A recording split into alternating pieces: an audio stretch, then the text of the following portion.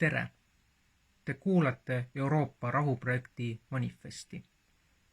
Täna, 9. mail 2025, täpselt 80 aastat pärast teise maailmasõja lõppu Euroopas, mis nõudis 60 miljoni inimese, sealhulgas 27 miljoni Nõukogude kodaniku elu, tõstame meie, Euroopa kodanikud, oma hääle. Me häbeneme oma valitsusi ja Euroopa Liitu, kes ei ole 20. sajandist õppust võtnud. Euroopa Liit, mis kunagi oli mõeldud kui rahuprojekt, on rikutud, reetnud Euroopa olemuse. Seepärast võtame täna, 9. mail, meie, Euroopa kodanikud, oma saatuse ja ajaloo iseenda kätte. Me kuulutame Euroopa Liidu läbikukkunuks. Me alustame kodaniku diplomaatiat ja keeldume osalemast kavandatud sõjas Venemaa vastu. Me tunnistame Lääne, Euroopa valitsuste ja Euroopa Liidu kaasvastutust selles konfliktis. Meie, Euroopa kodanikud, oleme koos Euroopa rahuprojektiga vastu jultunud silmakirjalikkusele ja valedele, mida täna Euroopa päeval ametlikel tseremooniatel ja avalikes kanalites levitatakse. Me pöördume Ukraina ja Venemaa kodanike poole. Te olete osa Euroopa perekonnast ja me oleme veendunud, et koos saame korraldada rahumeelse koos eksisteerimise meie Euraasia kontinendil.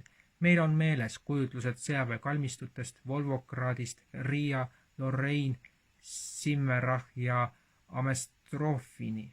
Me näeme selle mõttetu sõja käigus Ukrainas ja Venemaal maha jäetud värskeid haudasid.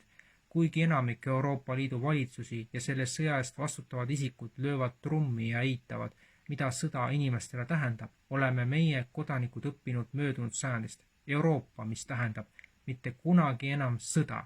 Me tuletame meelde Euroopa saavutusi eelmise sajandi ülesehitamisel ja 1989. aastal pärast rahumeelset revolutsiooni antud lubadusi. Me kutsume üles looma Euroopa-Vene noorteorganisatsiooni, mille eeskujuks on 1963. aasta Prantsuse-Saksa noorteorganisatsioon, mis lõpetas põlvkondliku vaenu Saksamaa ja Prantsusmaa vahel.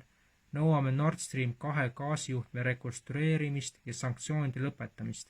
Me keeldume oma maksuraha raiskamisest relvastusele ja militariseerimisele meie ühiskonna infrastruktuuri arvelt. Osana OSCE rahukonverentsist nõuame Euroopa julgeolekuarhitektuuri loomist mitte Venemaa vastu, vaid koos Venemaaga, nagu on sätestatud 1990. aasta Pariisi hartas. Me nõuame USA-st eraldunud neutraalset Euroopat, mis mängiks vahendaja rolli mitmepolaarses maailmas. Euroopa, mida me tahame, on koloniaal- ja impeeriumi järgne. Meie, Euroopa kodanikud, kuulutame käesolevaga, et see sõda on lõppenud. Me ei osale sõjavihas ja võimumängudes. Me ei lase oma meestel ja poegadel muutuda sõduriteks, meie tütartel haiglate õdedeks ja meie riikidel lahinguväljadeks. Pakume, et saadame kohe Euroopa kodanikest koosnevat delegatsiooni Kiievisse ja Moskvasse, et alustada dialoogi. Me ei jää enam pealt vaatama, kuidas meie ja meie laste tulevik ohverdatakse võimupoliitika altaril. Elagu Euroopa, elagu vabadus, elagu rahu. Kogu teksti saate lugeda europeanpeaceproject.eu /manifest/ESTS. Aitäh kõigile ja jälle kuulmiseni!